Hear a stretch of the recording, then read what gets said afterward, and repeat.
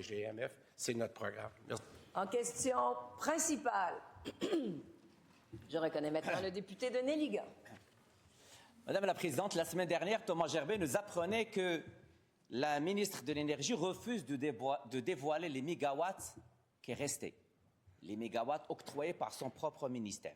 Aujourd'hui, Thomas Gerbet nous informe que Hydro-Québec était sur le point de passer un plan de délestage. Ça veut dire qu'il n'y a pas une alerte de défaillance de puissance, mais il y avait 2 alertes de défaillance. Madame la Présidente, la question qui se pose à partir de maintenant, depuis que la ministre est devenue ministre de l'Énergie, combien de mégawatts a-t-elle annoncé? On sait très bien, avant son départ, M. Fitzgibbon, qui était très transparent, disait sur la place publique qu'il restait 500 mégawatts. Maintenant, avec ce qu'on voit, est-ce que la ministre peut déclarer aux Québécois combien de mégawatts restent pour les industriels et les futurs projets? La réponse de la ministre de l'Économie, de l'Innovation et de l'Énergie. Merci, Madame la Présidente. Tout d'abord, je veux rassurer les Québécois. Le Québec ne manquera pas d'énergie. Les Québécois ne manqueront pas d'énergie. On a tout ce qu'il faut pour répondre aux besoins des Québécois. Alors, il ne faut pas s'alarmer. C'est sûr que les grands froids, en fait, sont arrivés tôt cette année dans la saison. Et ça a mis une pression sur les équipements d'Hydro-Québec, mais n'en demeure pas moins qu'on a tout ce dont on dispose pour répondre aux besoins des Québécois. Mais c'est néanmoins le reflet d'un enjeu qu'on a mis de l'avant au cours de la commission parlementaire qui nous a menés à l'adoption du projet de loi 69.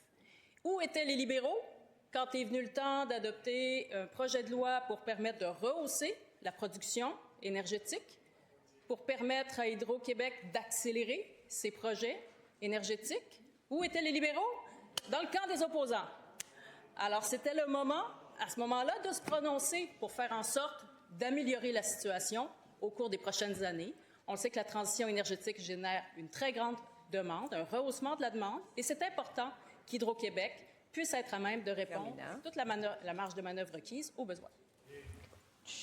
Première complémentaire. Madame la Présidente, le député de Marquette a raison. Combien? Et pour aider Madame la Ministre, à partir d'aujourd'hui, tout au long de la semaine, je l'invite à ramener avec elle une calculatrice. Ça va être très simple. TES Canada, 150 mégawatts. Aluminerie Alouette, 50. Anigo-Aigle, 50. Hitachi, 2 projets, 20. Madame la Présidente, la ministre a annoncé, en même pas 2 ans, plus de 250 mégawatts. Est-ce qu'il peut le confirmer? Réponse de la ministre. Oui, Madame la Présidente, mais le député, malheureusement, ne semble pas avoir retenu ma réponse de la semaine dernière sur ce sujet. On le sait, c'est une donnée confidentielle que le nombre de mégawatts qui est octroyé aux entreprises. Par conséquent, lorsqu'on n'a pas l'autorisation de l'entreprise qui reçoit les mégawatts pour le divulguer publiquement, on ne le fait pas parce que ça révèle des secrets commerciaux, des secrets industriels. Il y a beaucoup d'avocats du côté des libéraux, il y en a une de moins, mais tout de même, je pense que les libéraux sont d'avis qu'il est important de respecter nos contrats. Et c'est ce que nous faisons en ne révélant pas le nombre de mégawatts qui sont octroyés à des entreprises parce que ça peut révéler des données commerciales ou industrielles. Ça parle fort, là. Le député de Néligan, en deuxième complémentaire. Madame la Présidente, ça ne tient pas la route. Est-ce qu'il est en train de nous dire que M. Fitzgibbon n'était pas honnête, n'était pas transparent? Et il dévoilait les listes. 2023, il a dévoilé. 2024, il a dévoilé la liste des entreprises. Je répète ma question, Madame la Présidente.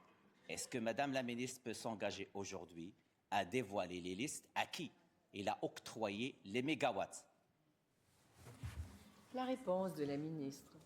Oui, Madame la Présidente, j'ai déjà répondu à cette question. Donc, je rappelle l'importance, en fait, de mettre de l'avant une stratégie qu'ont refusé de mettre de l'avant les libéraux pour faire en sorte de rehausser la production énergétique. C'est d'autant plus important que ça rapporte aux Québécois qu'on est engagé à l'échelle de la planète dans une transition énergétique qui fait en sorte qu'on doit décarboner, et c'est exactement ce que fait notre énergie. Elle permet de décarboner l'économie. Alors, non seulement on décarbone, on s'engage dans la transition, mais en plus, on crée des emplois bien rémunéré pour les Québécois et on rapporte des revenus pour le gouvernement du Québec pour financer des programmes gouvernementaux.